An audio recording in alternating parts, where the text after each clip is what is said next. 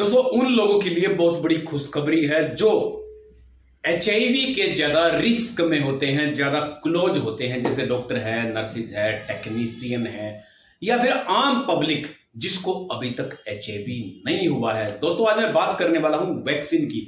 Vaccine की जरूरत आखिर किसको पड़ती है? एचआईवी वैक्सीन की। एचआईवी वैक्सीन की जरूरत उसको पड़ती है जिसको अभी तक एचआईवी नहीं हुआ है, लेकिन वो ज्यादा रिस्क में है, हाई रिस्क में जो होते हैं उनको ज्यादा एचआईवी वैक्सीन की जरूरत पड़ती है। लेकिन आपको ये मैं बता देता हूं कि अभी तक ऐसी कोई भी वैक्सीन नहीं आई है जिसको एफडीए ने अप्रूवल दी हो। एफडीए मतलब food and drugs administration, USA की एक एजेंसी है, वो इसको अप्रूवल देती है। अप्रूवल किस बेस पे देती है कि वैक्सीन के कितने साइड इफेक्ट है, कितनी कारगर है, कितना उसके अंदर पोटेंशियल है एचआईवी के खिलाफ लड़ने में। तो दोस्तों जब जब हमारा किसी के साथ एक्सपोजर होता है, एक्सपोजर होने के बाद अगर हमें वैक्सीन नहीं लगी हुई है, मान लो कि वैक्सीन आई हुई है और हमारा किसी के साथ एक्सपोजर हो जाता है और हमें वैक्सीन नहीं लगी हुई है, तो हमें एचआईवी होने का खतरा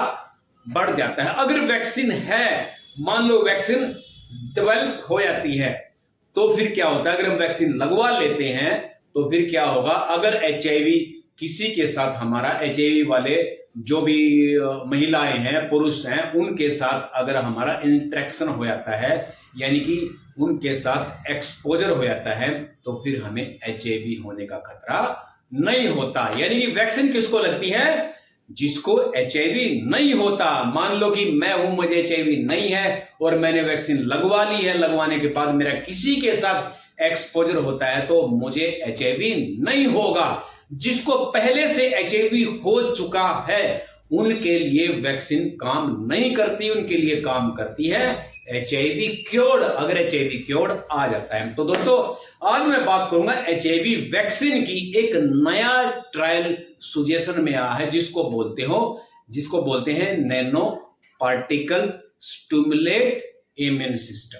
ठीक है, दोबारा बता देता हूं, nano particle stimulate immune system. Nano particles का मतलब क्या आता है? जैसे टाटा ने निकाली थी ना गाड़ी नैनो कार, छोटी कार, नैनो पार्टिकल्स छोटे छोटे कण, नैनो पार्टिकल छोटे कण। स्टिमुलेट, वो स्टिमुलेट करेंगे। स्टिमुलेट का मतलब क्या होता है? यानी कि उत्तेजित करना। उत्तेजित किस चीज को उत्तेजित करेंगे? इम्यून सिस्टम को। ठीक है, अब देखो जो साइंटिस्ट है, ऑथर है, उसने क्या बताया है कि भाई इसका प्रयोग, किस चीज का प्रयोग? जो नैनो पार्टिकल्स है। नैनो पार्टिकल कौन कौन से हैं?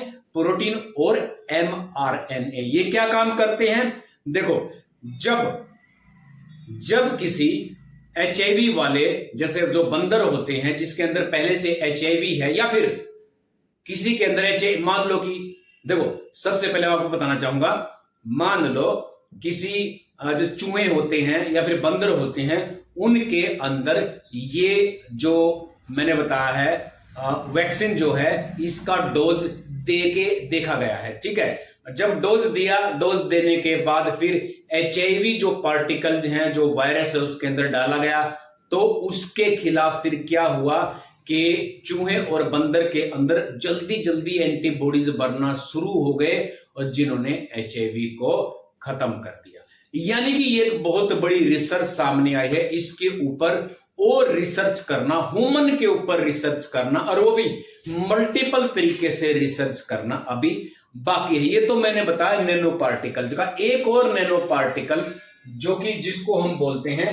Metal particles. ठीक है, देखो मैं आपको बताना चाहूंगा जो मेटल पार्टिकल्स है, ये तो MIT एक इंस्टीट्यूट है यूएसए के अंदर, मेटल पार्टिकल्स के ऊपर ये काम कर रहा है। इसमें क्या होता है? जो मेटल के पार्टिकल्स होते हैं वो बॉडी के अंदर डाले जाते हैं, जो कि इम्यून सिस्टम को क्या करते हैं? स्टिमुलेट करते हैं। स्टिमुलेट का मतलब उत्तेजित होने से क्या है?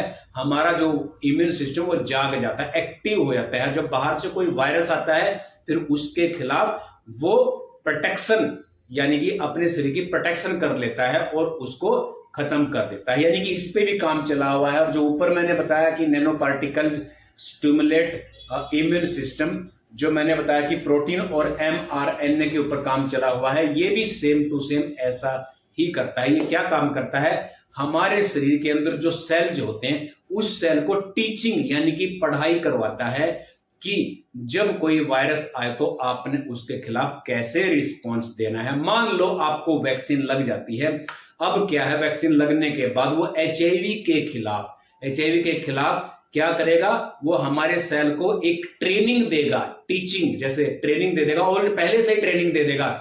एचआईवी अभी हमारे शरीर के अंदर आया नहीं है, आने से पहले ही ट्रेनिंग दे देगा कि अगर ऐसा वायरस आता है तो आपने ऐसे उसके खिलाफ रिस्पॉन्स देना है, और हमारी जो शरीर की प्रोटेक्शन है इस तरीके से करनी। यानी कि जो बी सेल होते हैं, यानी कि जिसको बोलते जो इम्यून सिस्टम वाले सेल होते हैं, उनको बढ़ावा देने वाला होता है ये, जो हमारी बॉडी के अंदर जो होता है उसको बढ़ावा देता है, और जो एचआईवी का जो वायरस होता है उसको न्यूट्रलाइज करने का काम करता है, जिसके बाद हमारा सिस्टम इम्यून सिस्टम है बिल्ड हो जाता है, यानी कि रिकवरी कर जाता है, और फिर उस वायरस के ऊपर वो काबू कर लेते हैं, यानी कि उसको खत्म कर लेता है। यानी कि इस तरीके से ये जो वैक्सीन है ये काम करेगी।